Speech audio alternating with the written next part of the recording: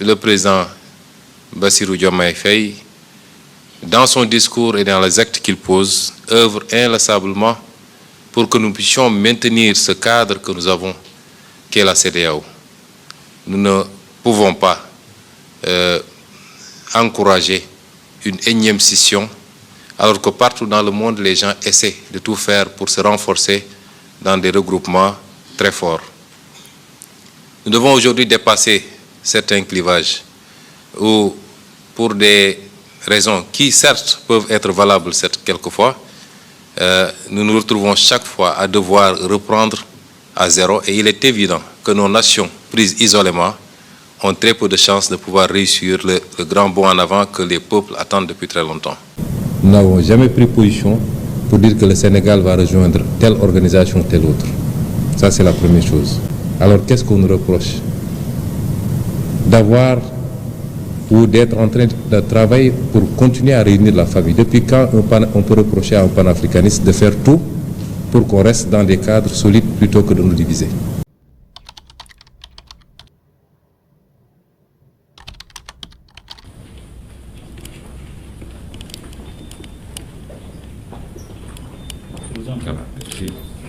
D'abord, permettez-moi de m'incliner devant la mémoire de tous nos frères maliens qui sont tombés sur le champ d'honneur il y a quelques jours, présenter au nom du président Bassirou Diomaye Faye, à mon nom, au nom du gouvernement et au nom de tout le peuple sénégalais, à réitérer nos condoléances les plus sincères et les plus attristées. Comme je le dis, le Mali et le Sénégal, c'est un seul et même peuple.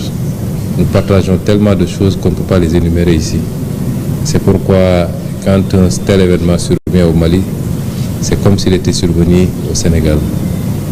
Présenter au président de la République, son Excellence M. Assimi Goïta, toutes nos condoléances. Remercier le peuple malien pour son accueil d'aujourd'hui, à travers M. le Premier ministre, son Excellence M. Choguel Maïga, qui nous a très bien accueillis depuis notre descente d'avion, avec tout le gouvernement quasiment, nous a permis de faire une séance de travail avant d'être reçu aujourd'hui, actuellement par M. le Président de la République.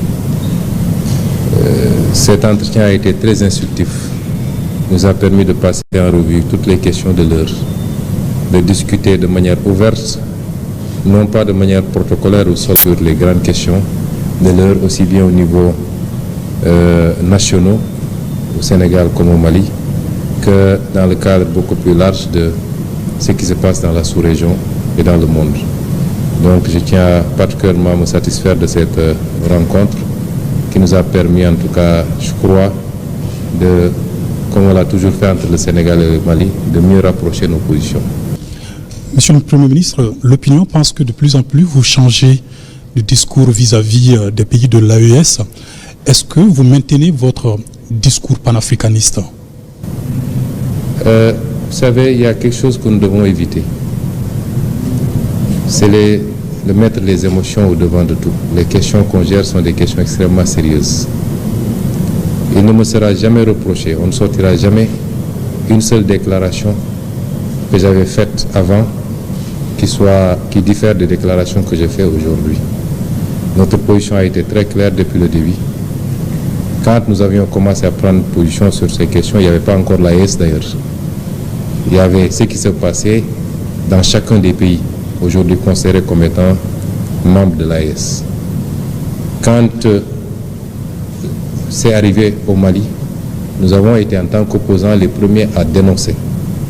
Et on continue à le dénoncer fermement.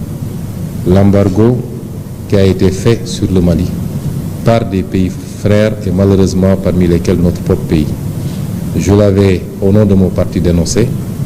Je continue à le dénoncer et comme je l'ai dit, sous notre régime, ces genres de pratiques ne pourront jamais prospérer et personne ne passera par le Sénégal pour soit déstabiliser le Mali ou aucun autre pays frère ou alors lui imposer des sanctions de cette nature.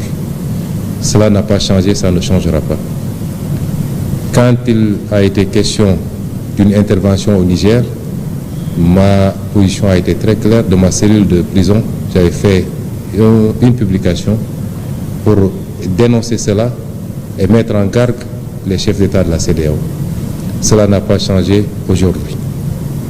L'AES est venu après et personne ne sortira un seul discours où moi, en tant que président de mon parti opposant de l'époque, j'avais dit que nous rejoindrons telle ou telle organisation. Il faut arrêter ces amalgames. Nous n'avons jamais pris position pour dire que le Sénégal va rejoindre telle organisation ou telle autre. Ça, c'est la première chose. Nous sommes tous des pays souverains. Nous nous respectons. Nous devons nous respecter dans nos choix souverains. Et nous respectons le Mali dans ses choix. Nous respectons le Burkina dans ses choix. Nous respectons tout le monde, des choix que nous comprenons, puisqu'on a toujours dit, et je l'ai rappelé bien après avoir été Premier ministre, que beaucoup d'erreurs ont été commises par les chefs d'État de la CEDEAO et que souvent on s'est intéressé beaucoup plus aux symptômes qu'aux causes réelles qui nous ont conduits à cela. Ça n'a pas changé chez nous. Alors qu'est-ce qu'on nous reproche? D'avoir ou d'être en train de travailler pour continuer à réunir la famille. Depuis quand on peut reprocher à un panafricaniste de faire tout pour qu'on reste dans des cadres solides plutôt que de nous diviser? C'est ça là qu'on nous reproche. Et donc ça veut dire qu'on a changé. Et je l'ai dit, quel que soit l'aboutissement ou le choix qui a été fait, cela ne changera absolument rien dans nos relations avec chacun des pays et les cadres qui seront mis en place. Au contraire, ça pourrait même les renforcer. Il faut que nous mettions les émotions de côté et que nous travaillions sur la base de préoccupations concrètes. Si on se dit panafricaniste, tout panafricaniste doit avoir comme seul et unique objectif de réunir les Africains au-delà de nos divergences. Je l'ai dit tout à l'heure avec le Premier ministre, les Européens se sont fait des guerres mondiales qui ont coûté des millions de vies et ils se sont retrouvés après. Donc, quelles que soient nos divergences, essayons, comme nos aïeux l'avaient fait pour créer l'empire du Mali qui s'étendait d'ici au Sénégal, au Ghana et partout, nous ne pouvons pas faire moins qu'eux. Et c'est ça notre préoccupation. Mais si un pays souverain comme le Mali considère que les erreurs qui ont été commises justifient de sa part qu'il quitte, nous respectons cette souveraineté et cela ne changera absolument rien dans nos relations qui sont des relations séculaires et fraternelles. Vous partez avec quel message du président Assimi Goïta aujourd'hui? Le président a été très ouvert. On a eu une discussion très franche, très fraternelle. Et j'apprécie bien toutes les recommandations qu'il a eu à formuler parce qu'il souhaite le bien du Sénégal, qui est un pays frère. Donc, les alertes sur ce phénomène de terrorisme et son évolution, les recommandations qu'il a données, et surtout, on est sur la même longueur d'onde qu'entre le Sénégal et le Mali. Les considérations externes, exogènes à cette relation ne peuvent pas impacter cette relation.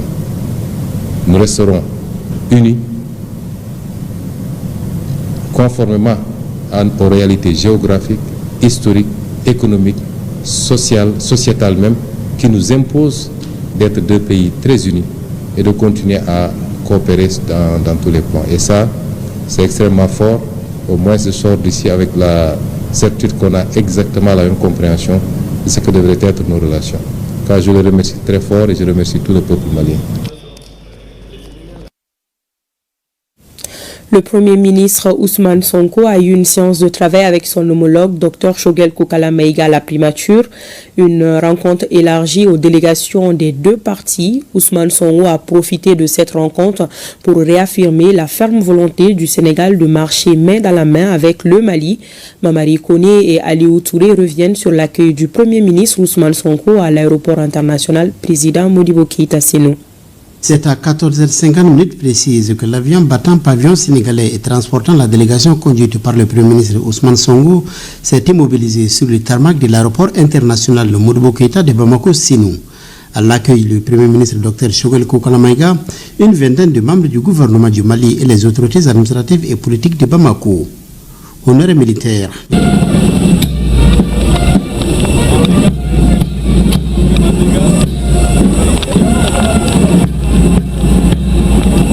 Le Premier ministre Ousmane Sonko est ensuite salué par les officiels. Les deux personnalités ont eu des premiers entretiens dans les salons de l'aéroport. Cap ensuite sur la primature, où un autre tête-à-tête se tient avant la rencontre élargie aux délégations des deux pays. On note la présence d'une vingtaine de ministres du gouvernement malien. Dans son discours, le Premier ministre Dr Choguel Kokala Maïga a salué les parcours des autorités sénégalaises avant de relever les nombreuses similitudes entre le Mali et le Sénégal, ainsi que la profondeur des relations.